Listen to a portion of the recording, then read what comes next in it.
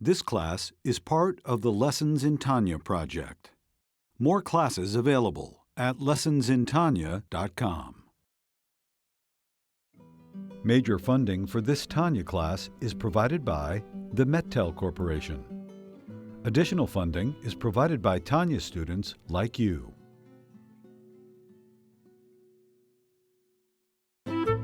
Lessons in Tanya.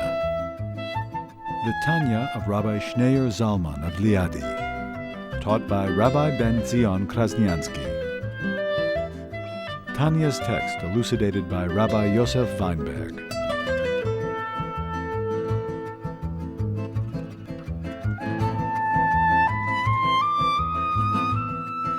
We're in essay number 5.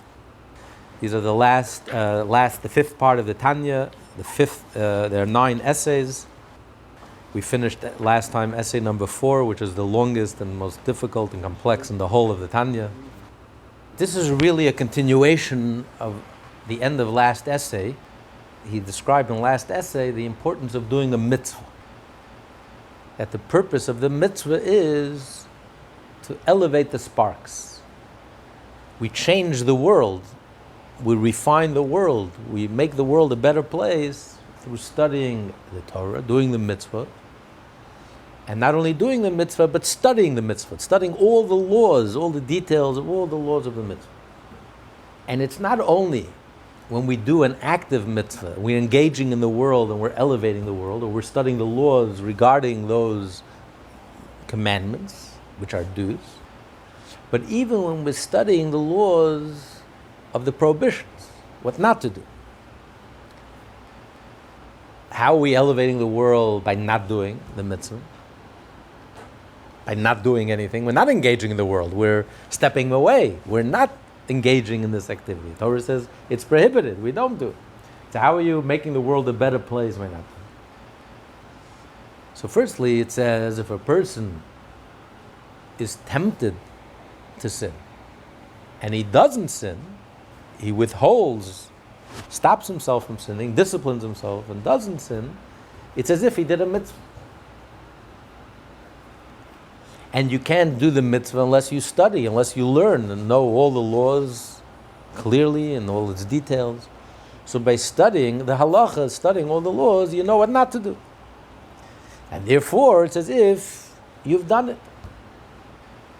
You know, say a thief doesn't have the opportunity to steal, thinks that he's honest. But when the Torah says don't steal, it means a person is tempted to steal, has the opportunity to steal, and thinks he can get away with it. But the Torah says don't, Hashem says no, and because Hashem says no, he restrains himself and doesn't. But the question is, that makes sense for those mitzvot that are practical, that you're tempted to do, and because the Torah says don't do it, you refrain from doing it. What about those mitzvot that are not practical? Like in this week's Torah portion, there's one opinion in the Talmud that says the whole Ben Sora Mora, the addicted child, talk about addiction, the addicted child, the rebellious child who's put to death. The chances of that happening, one Talmud says, never happen. It's only between the age of, it has to be 13 until 13 and a half, and he has to steal, and he has to eat a certain amount, and drink a certain amount.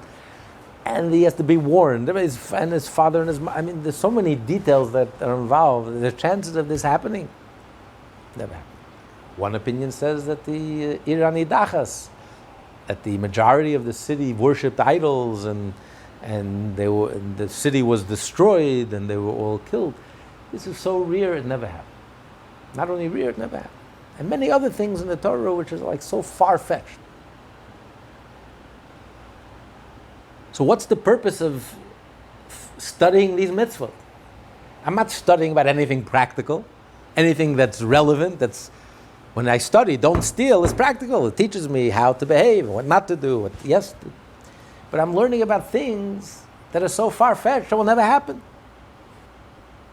So yes, the Talmud says that a Jew studies Torah even though it's not relevant. Not only do I study Torah because of its practicality, I study Torah for the sake of studying Torah. Which is why the average Jew spends so much time studying the laws of Nizikin, studying the laws of Baba Kama, Baba Metzia, Baba Basra. I'm not planning to be a judge. The rest of the world, who studies law? Who spends hours and hours and days and weeks and months and years of their life studying law? If you're a lawyer, planning to be a lawyer, planning to become a judge. When was the last time a person who's not a lawyer, not a judge, never planning to become a lawyer, will spend half of his life studying law? Morning and night. Intricacies of law and the nitty-gritty. And yet every Jew, every Jewish adult studies law and Talmud. But we study Torah for the sake of studying Torah, not just in order to know practically, in order to know what to do. There's an idea of studying Torah. But here the Alter Rebbe is addressing, we just learned earlier that the main purpose, the main accomplishment that we achieve by studying Torah is that we make the world a better place. We change the world. We affect the world. We're true tikkun olam. We're changing the world. But how do you change the world? By learning, and in great detail, things that never happen and probably never will happen. Probably can't happen. Theoretical situations. Why am I engaging? How has that changed the world? And you can't say, well, if you study it, it's as if you've done it. If you're tempted to do it and you don't do it, I'm not tempted to, it'll never come up. It's not practical. These are situations that will never present themselves. Not in my lifetime, not in anyone's lifetime. And yet I'm studying and I'm engaged in the nitty-gritty and all the details and the nuances, and the Talmud spends pages discussing this, that, or the other. Completely irrelevant. Not relevant to real life. How is studying those laws, how does that affect the world? So much so that it takes precedence over meditation and spirituality, focusing on my spirituality. No, you have to go through the whole entire Torah, and you have to learn all the 630 mitzvot and all the laws and in great detail. Why am I spending so much time and effort and energy in studying things that are completely impractical, irrelevant? How will that affect the world? How is that changing the world and affecting the world and impacting the world? That's the question that he's posing. He starts, Ulahavin, let us understand. Let us understand how this relates to the details of the laws that never occur at all, and possibly never actually existed, and certainly will not come to pass in the time to come. Not only don't they exist today, surely they won't exist when Mashiach comes. When Mashiach comes, the world will be pure, the world will have clarity, truth will be self-evident, will become transparent. Negativity, prohibitions, that it won't even be a possibility. So if today it's unlikely for these negative scenarios to pan out, how much more so when Mashiach will come? Surely it'll never happen. And yet, we say that studying that is primary and takes precedence over focusing on your spirituality and meditation, because you're studying Torah, you're changing the world, you're affecting the world, you're making the world a godly place. How? And he brings an example, for example, The detailed laws of Pigul and the like. Pigul is, the Torah says that the Kohen who's offering a korban, a sacrifice, his intentions are very critical. If he has a wrong intention, but Pigul is a very specific wrong intention. Like he slaughters the animal and he has in mind that he's going to eat the animal at the wrong time. The Torah gives a very narrow window when you have to eat the leftovers of the animal. Or a very narrow window when you have to offer the leftovers of the animal, you have to offer on the altar. So if he has in mind that I'm going to offer these offerings in the wrong time, after its expiration date, or I'm going to eat it after expiration date, you invalidate the sacrifice. That thought invalidates the sacrifice. And if you eat, once that sacrifice is invalidated, if you go ahead and eat from that sacrifice, your life is cut off. Punished by death from above. Your life is cut off. So what are the chances? If you know all the laws of Pigul, the Kohen has to have very specific intent. And he has to only think about pigul. If he thinks anything else, if he thinks a kosher intention together with a non-kosher intention, it's not a problem. It's only exclusively a non-appropriate intention. A Kohen is standing in the temple. He's a spiritual leader. He's there to offer a sacrifice. What are the chances of him? He's going to have a wrong intention. It's very far-fetched. To meet all the requirements for it to be considered pigul is a very, very far-fetched scenario. And yet we spend pages and pages in the Talmud, page after page after page, discussing the details about something that probably never ever happened. In the history of the temples, probably never happened. Why? It's a good question. I've often wondered. It's a good question. It's just an example. There are many, just an example of many things in the Torah that it seems so far-fetched. And how do you say that by studying these laws, I'm improving the world, I'm changing the world? How? So that's the question. It is known that every prohibited thing in the world has a source and a root of life in the klipo. Otherwise, it could not exist in this world without the flow from above, i.e., without receiving vitality from the spiritual source.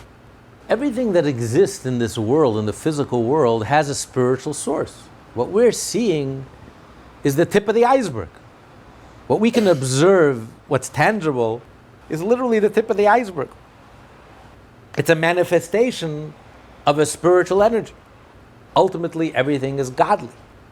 But there is where godliness is manifest in an open way, and that's what we call holiness, the palaces of holiness, where godliness is channeled and revealed in an open way. And then you have where godliness becomes distorted, where the energy becomes disconnected from its source, and you don't sense Hashem. You sense an energy, a life, but you don't sense Hashem. It becomes disconnected. That's the palace of Klippa. So everything that's in this world is a manifestation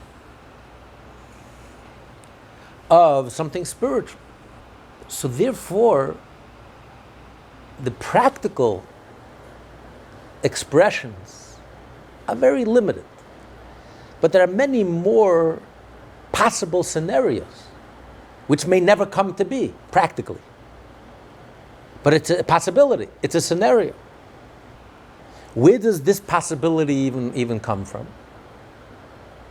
The thought of this possibility, the idea, the concept that there is a possibility for this to happen, even though practically it never happened, it never will happen. But even the possibility of this happening has a source. It doesn't just come from nowhere. Nothing in this world comes from nowhere. So the possibility of this scenario happening comes from the source of Klippa, the negative source, the negative energy. So even though it's not manifest practically, it'll never happen practically, it never happened, never will happen, but it doesn't matter. There is an energy, a negative energy, which is the source of all these different possible scenarios, prohibitions that the Torah discusses in great detail. If this and this happens, and this may happen, and this, even though practically it never happened, and it probably never happened, the chances of it happening are so limited, next to zero, are nil. But the idea that it could happen, and there is a possibility for it to happen, that idea comes from the Klippa, comes from the palace of the Klippa, the energy of the Klippa, of the shell, of the negative energy. So basically, when a Jew studies Torah, even when you study those parts of the Torah that are not relevant, not practical, you are clarifying the Klippa, the source of all the negativity in this world. All the negativity in the world has a source, a spiritual source, an energy, a force, a life force. A life force for negativity. Just like we have positive angels, you have the opposite. You have negative angels, which are powerhouses, which are sources of power and energy. That's one of the reasons why the Torah speaks so much. The non-Jews would worship demons and offer sacrifices to demons. They were trying to tap in to those dark energies, those dark forces, those negative energies. which transcend the physical world. They were tapping into these reservoirs, and they felt these empowered by these spiritual powers, negative energy. And that's why the Torah discusses magic and other things. They were, in those days, they were able to tap into those negative energies. Idolatry, tapping into all these negative forces.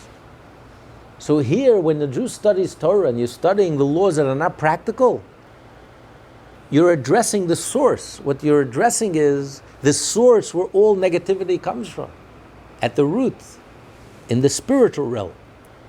And by studying Torah and clarifying, bringing clarity, this is kosher, this is not kosher, this is good, this is not good, this is truth, this is false, this is good, this is evil, obligated, not obligated, guilty, not guilty, pure, impure. Making all these distinctions and clarifying, you are changing and clarifying and affecting and fixing the negativity at the root and at the source. That's the power of your Torah. So we are addressing the negativity. We're addressing the source of negativity, which has a direct impact on this world. Because when we fix it in the source, it will trickle down and will affect that the negative energy in this world, it diminishes the negative energy in this world.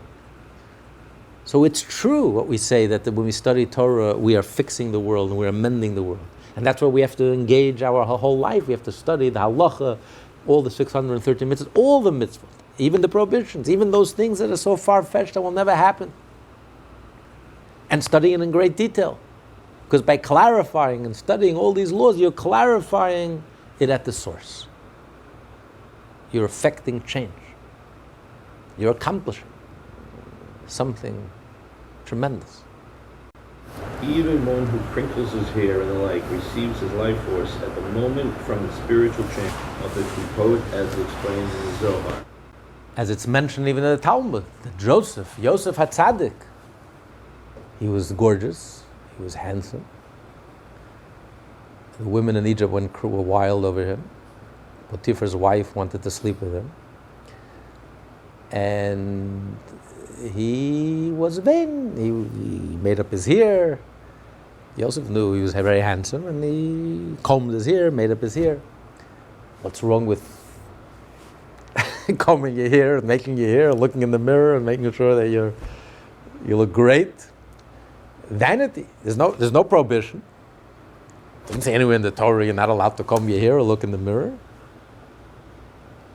But it wasn't a godly activity. He wasn't doing it for Hashem. It was vanity. I look good. I want other people to like me. I want the girls to like me.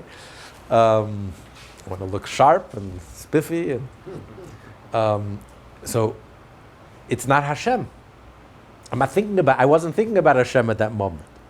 I'm thinking about myself. Ego, vanity. So if it's ego and vanity, it's a negative energy. It's not Hashem. It's not holy. It's not godly. It's not.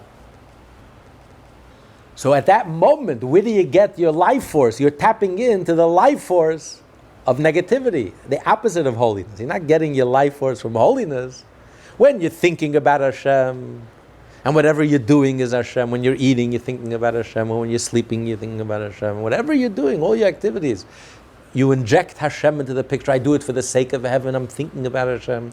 Then everything you do becomes a holy activity. So your whole life force is drawn from holiness. But with the moment you stop thinking about Hashem, and you're not doing anything negative. I'm not doing anything evil. I didn't do anything immoral. I'm not killing anyone. I'm not stealing. I'm not cheating. I'm combing my hair. I'm playing around with my hair. But you're not thinking about Hashem. You're thinking about vanity. How do I look? How do people see me? My impression. You're thinking about yourself. At that moment, where you're drawing your energy from, you're drawing your energy from the negative, from the klipa, from the distorted, like a distorted light, everything comes from Hashem. But through the klipa, it gets distorted and it gets disconnected. So therefore, everything in this world has a source. Nothing could exist on its own. So therefore, even the impossible scenarios, but if it's a scenario that we can imagine, if it's a possible scenario that could happen, theoretically, even though it never happened and will never happen, but even that has a source, comes from this negative source. But, when you talk about crinkling your hair, that's an extreme case. I mean, if we're going to work and we want to comb our hair and no, but again, that you're doing, that could be for the sake of heaven. You're doing it because you have to be presentable. But again, you're thinking about, why am I going to work? Going to work, I should make a living, I should be able to take care of my family, I should be able, to be a Jew is very expensive. Not cheap, especially here on the Upper East Side. So it costs, of course. But again, if Hashem is part of the picture, it's not a problem. The problem is when it's not for Hashem. You're doing it for ego. You're doing it for vanity. Mm-hmm. Vanity. Nothing to do with Hashem. I don't look handsome. I don't look... you're not thinking about Hashem. But vanity does exist. Yeah. But like there are many things that exist, but it depends what you do with it. Cravings exist, vanity exists, lust exists, there are many things, but it depends how you deal with it, what you do with it. You don't have to indulge in it. Not everything that's there has to be indulged. Not every craving has to be indulged, not everything. But if you inject Hashem in the picture, it's not a problem. The problem is when it becomes self-serving, egotistical. So Hashem is out of the picture, then it becomes a negative energy. Therefore, even the particular prohibitions that never became practical issues in this physical world, still the roots of their life force do actually exist in the spiritual chambers of the Klipa. Even the particular instances that possibly never did and never will actually occur, for example, errors and unwitting misdeeds, like when tithing, erroneously calling the ninth sheep the 10th. It's a very interesting halacha. The laws of tithing the animals, which the rabbis say we don't do today, unlike the firstborn animal is automatically holy. And you have to give it to the Kohen. So even today, it's born holy. The tithing of the animals doesn't become holy until you tithe, until you, the owner, takes an action. What's the action that you take? You enter all your animals into the barn, and then you call them out one by one, and you count. 1, 2, 3, 4, 5, 6, 7, 8, 9. When the 10th animal goes out, or they go out in pairs, when the 10th pair goes out, you mark them with a red string. They're red, they're holy, and you have to offer them as a sacrifice in the temple. What if, by mistake, they say by mistake, you call the 9th animal, you call the 10th animal. 1, 2, 3, 4, 5, 6, 8, and the 9th animal walks out, number 10. They say there are 3 types of people, those who know how to count and those who don't. So the 9th, you call the 10th. And then the 10th comes out. And it doesn't matter. The 10th, you call the 9th. You got submission. The 9th, you call the 10th. The 10th animal, you call the 9th. And since you called the 10th animal the 9th, when the 11th animal walks out, you called it the 10th. So the law states, we learn from Moshe, the law states that all 3 are tithed animals. Usually there's only 1 out of 10. The 10th is the tithed animal and becomes holy, and you have to offer it as a sacrifice in the temple. Here, because of your mistake, because you called the 9th the 10th, and the 11th you called the 10th, and the 10th, it doesn't matter, you called it the 9th, but it's the 10th. So all 3 become sacred animals. You have to offer them in the temple. You can't redeem it, you have to offer it in the temple. This only works if it's the 9th and the 11th. If you're so bad at math that you call the 8th the 10th, or you call the 12th the 10th, that doesn't matter, it's too far away. But if it's the 9th and the 11th, then... So again, what are the chances of this happening? I mean, who in his right mind is calling the 9th the 10th, the 10th the 9th, and the 11th the 10th, all together at the same time? This is one scenario. The 9th animal walks out, you call it the 10th, and you mark it. The 10th animal walks out, you call it the 9th. And then the 11th animal walks out and you call it the 10th. It probably maybe never happened, it probably never will happen. Even the biggest dunce probably won't make such a mistake. And yet we're studying this halacha. It's halacha, and we're studying it. It's the Gemara and the halacha. What am I studying? What am I spending my time studying? Things that are so far-fetched, will never happen, could never happen. I mean, what's the point? What am I accomplishing? What am I doing? And here, the problem is another problem. Here we have a much deeper problem than the one we discussed till now. Because here the Alter Rebbe is going to say, all the other things, the prohibitions that we said never happened and could never happen, are far-fetched, are just hypothetical scenarios. There we said that the source comes from the klipa, from the negative. There is a spiritual source, and at the source, all these scenarios exist, even though practically it never can happen, because it's too narrow for it to happen. The possibilities, but theoretically it could happen. So it comes from a negative source, and therefore we have to study Torah to fix that negativity, to address it at the source and to fix that negativity, to clarify and to reject and to clarify what's right, what's wrong. But in this case, you can't say that. Because in the case of the tithing, the 9th and the 10th and the 11th, this law only works if it's a mistake. It's a mistake. It's not intentional. It was a mistake. His mind is not thinking. The 9th becomes the 10th, and the 10th becomes the 9th, and the 11th becomes the 10th. He just counted the 10th.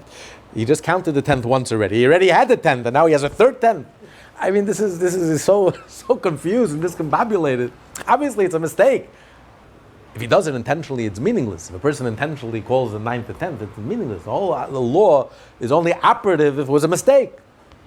An innocent mistake. So how can you call it negative? What's negative? It was a mistake. Yes, we have the idea that all mitzvot, if you do a sin unintentionally, you have to bring a sacrifice.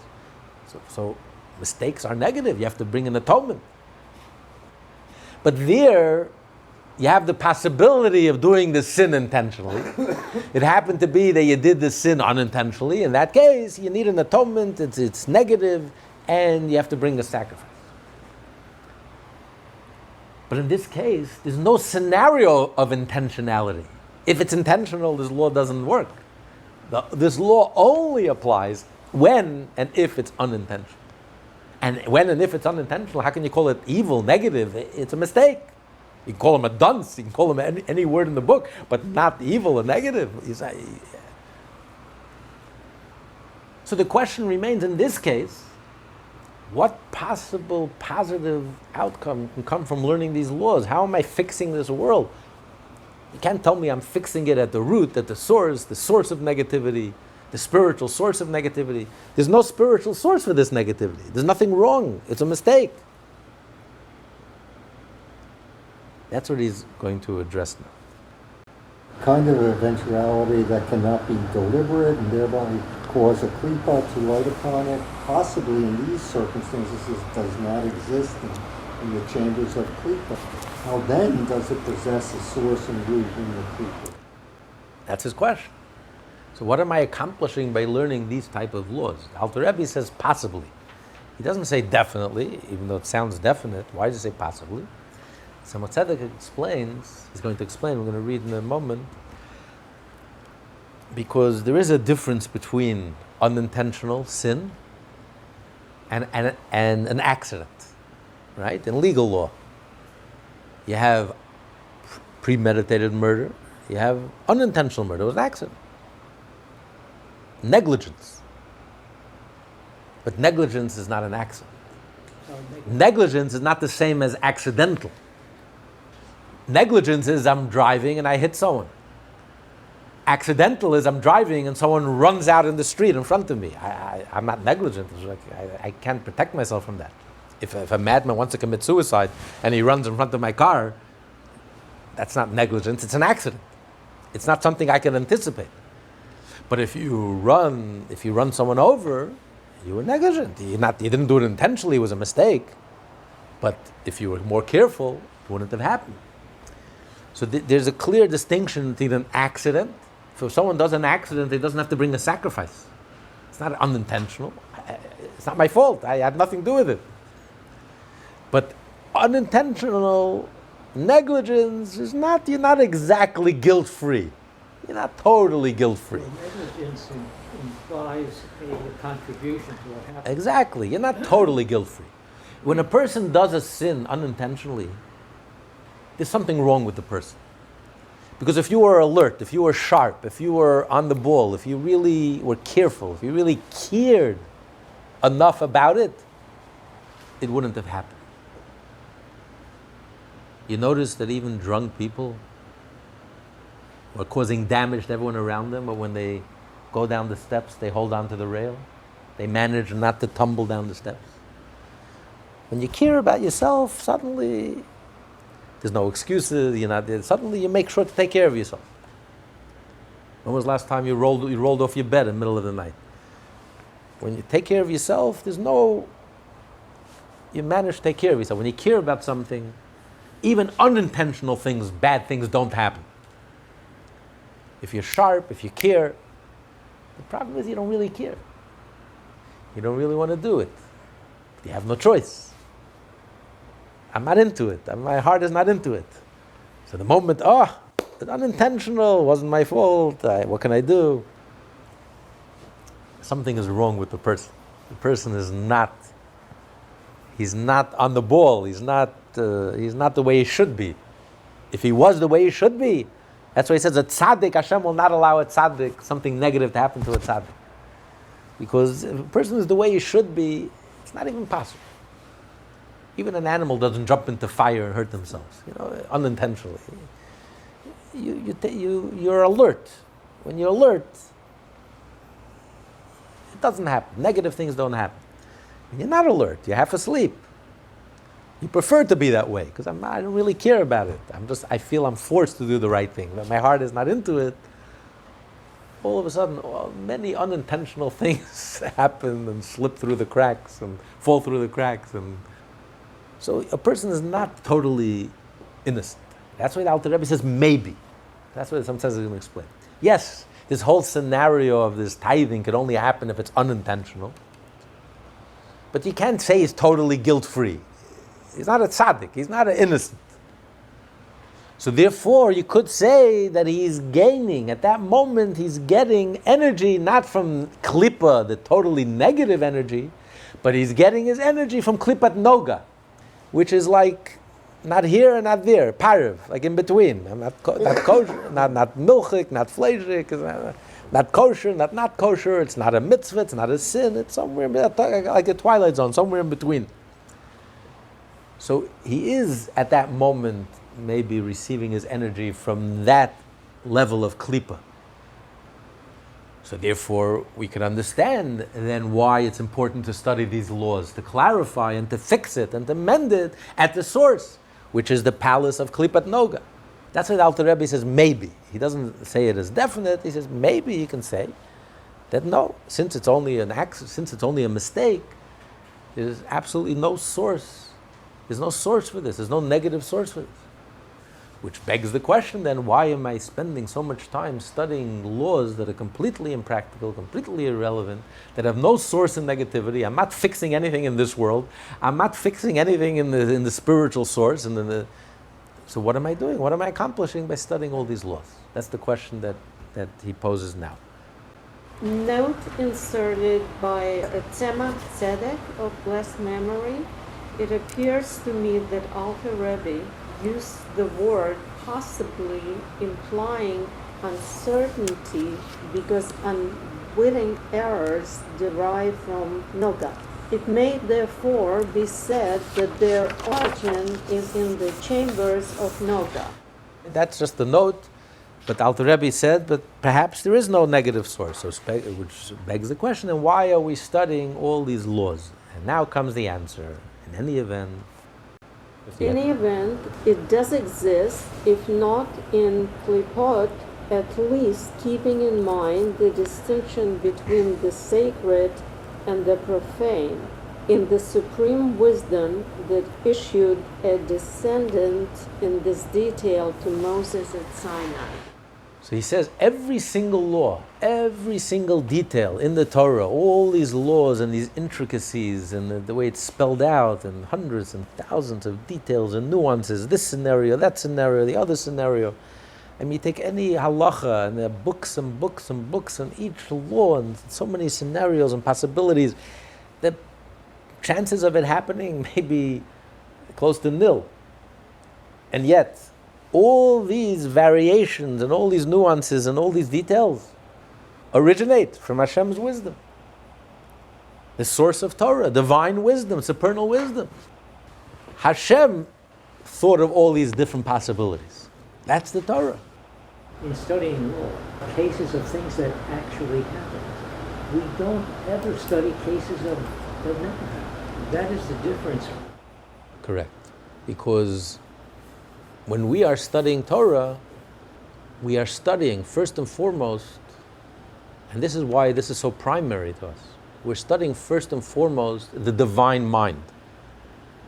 And that's why Hashem gave us many mitzvot that are not practical and not relevant, to remind us that the primary studying of Torah is not only to know what to do because of its practical relevance. The primary essence of studying of Torah is because we're studying the divine mind.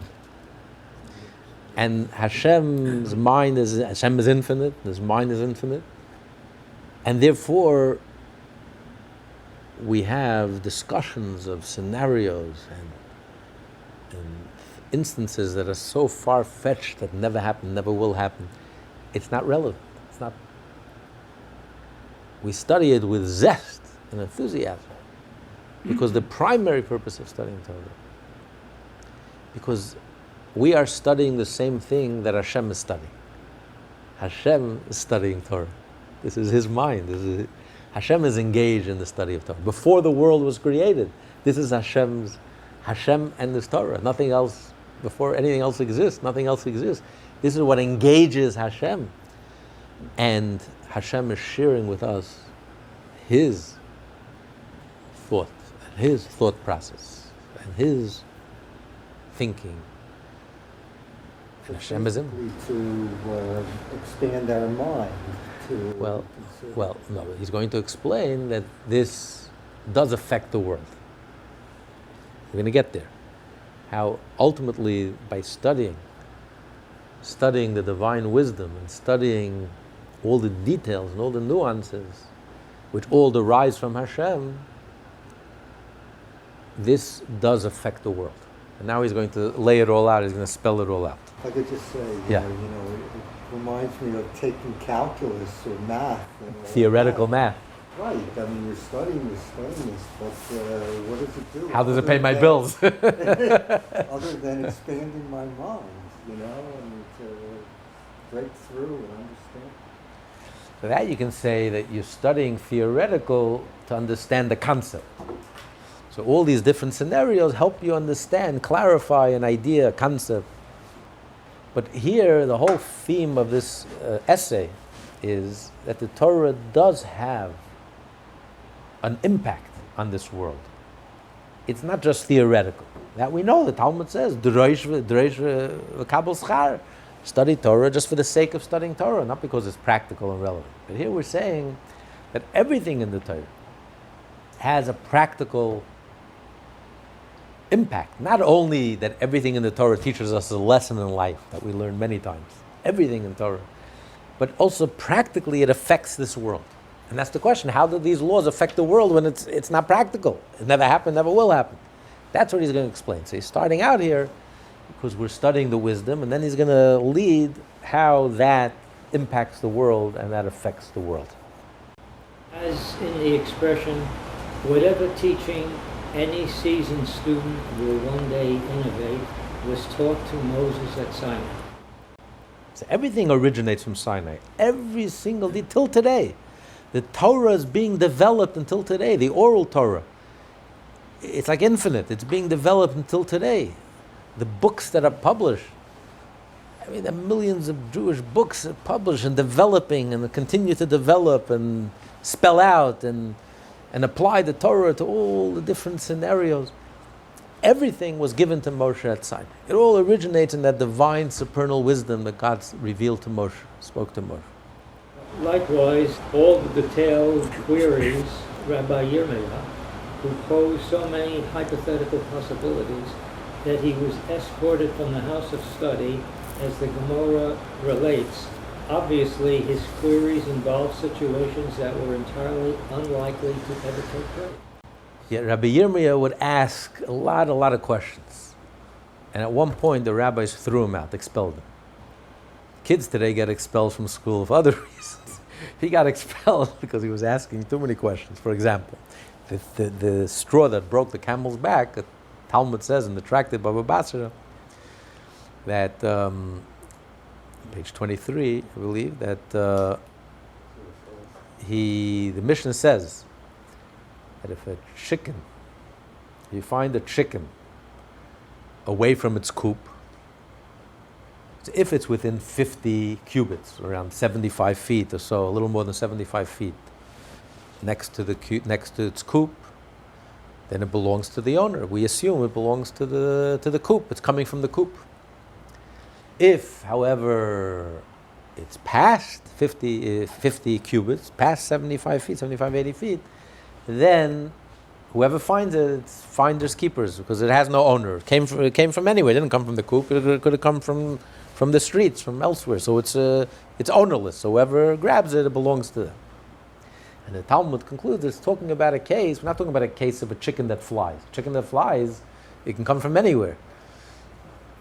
So we're talking about a chicken that's too young. It can't fly yet. It just hops. Do chickens fly?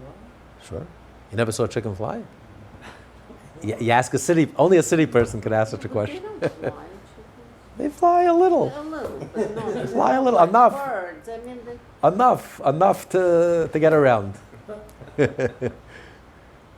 But if it's too little yet, it can't fly, it just hops. So it won't hop more than 50 cubits. So if it's within 50 cubits, surely it didn't come from elsewhere. It came from the closest coop, from the coop. So it belongs to the owner, you have to return it to the owner. So Rabbi Yirmiyah asked the question, he says, what if one leg was within the 50 cubits and the other leg was outside the 50 cubits?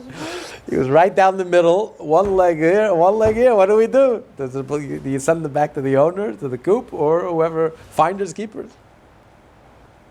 The rabbi said, okay, enough. Threw him out.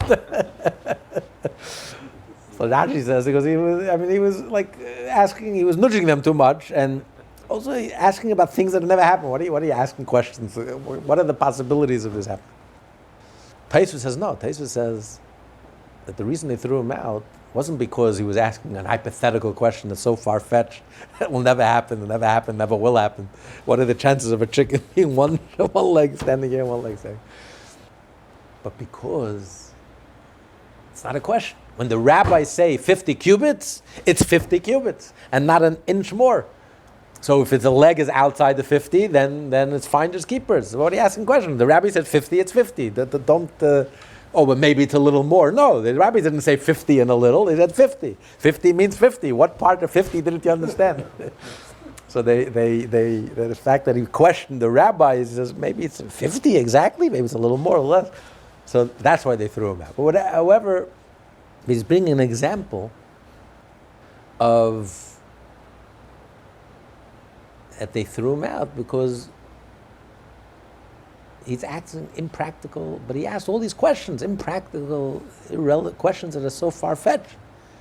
And yet the Talmud is filled with many questions that Rabbi Yirmiyah asked, which are like far-fetched. For example, another question that Rabbi Yirmiyah raised in Chulin.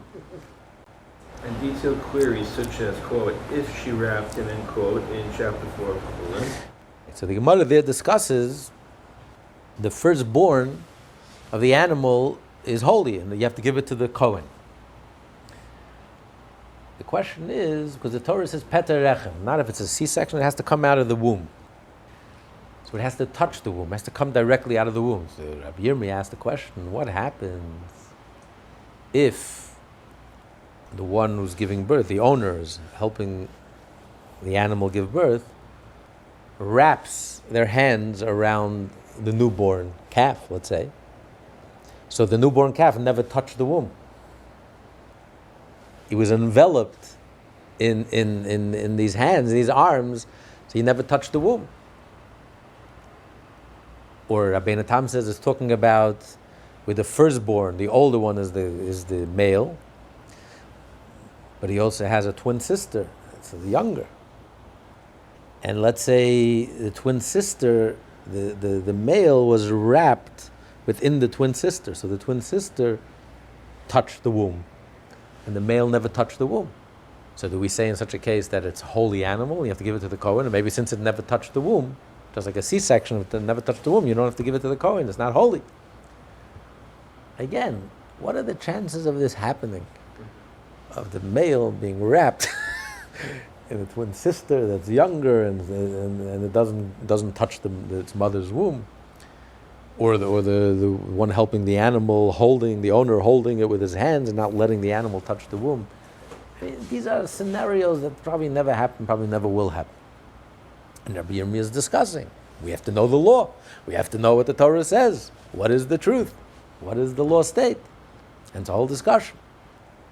How can an animal not touch the womb if the animal is being born? Yeah. So he's giving a scenario. While it's giving born, it has to touch the womb when it comes out. Of course, it's in the womb, Yes. but it has to touch the womb when it comes out. That's why if it's a C-section, it's not a b'chor. It has to touch. If you cut it, it has to touch has to go through the canal naturally. So if it's coming out, it's not touching because you wrapped your hands around it. So then maybe it's exempt from the status of being a firstborn. It doesn't have that holiness. You don't have to give it to the priest. That's the question that the Talmud discusses. But again, why are we discussing things that are so far-fetched, that are so never will happen, never will happen? Except the fact that we do think of it is the reason to discuss it. Okay, very good. Very good. Very good.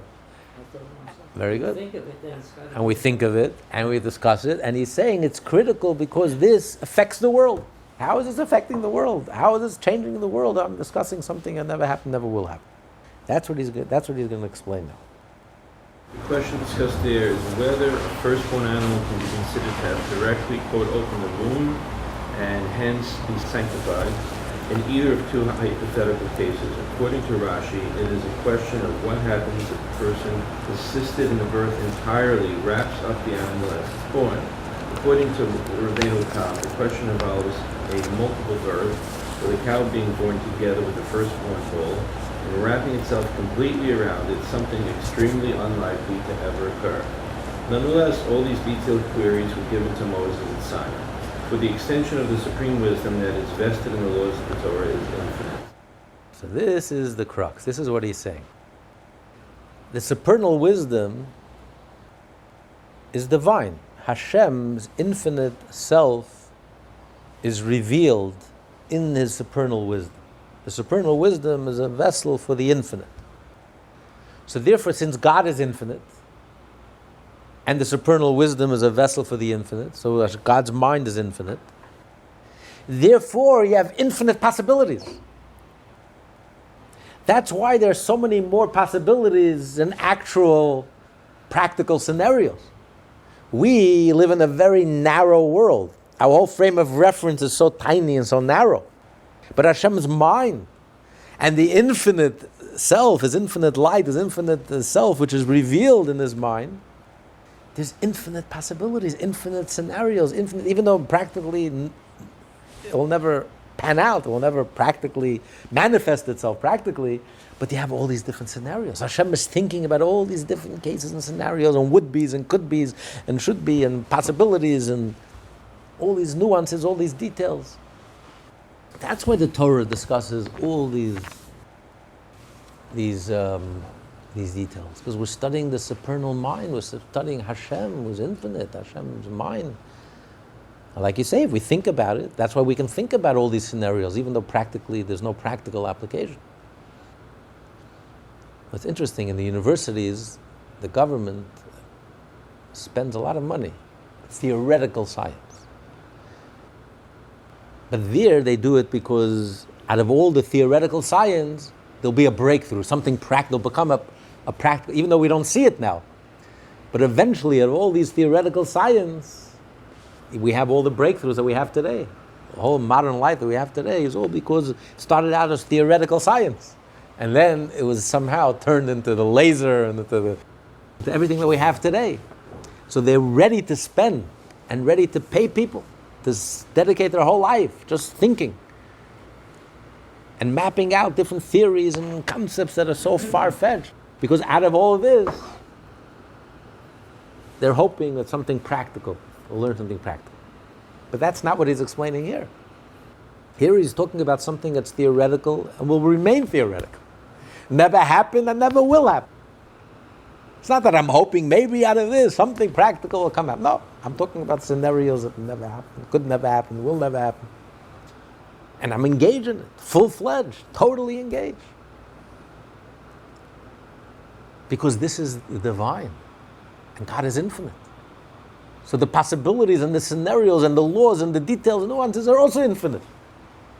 There's no limit. There's so many different possibilities, this way, that way, the other way. And it's all relevant and impactful. That we're going to get to, how it's impactful. Every particular of the law is a date drawn from the supreme wisdom which founded the daughter and is clothed in it. Chachma, the father, founded Malchut, the daughter. Malchut is the mouth, which we call the oral Torah. Chachma then is clothed in the laws of the oral Torah, as they are to be found in their source in Malchut of extricates. So Chachma, the wisdom, the supernal wisdom, where does the supernal wisdom express itself? Where is it found? The father gives birth to the daughter. We know there's a special daughter-father relationship. The father gives birth to the daughter. Chachma expresses itself in Malchut. Just like you have like the light of the sun, right? When the light of the sun travels through space, space is dark. Why is space dark? What happened to the light?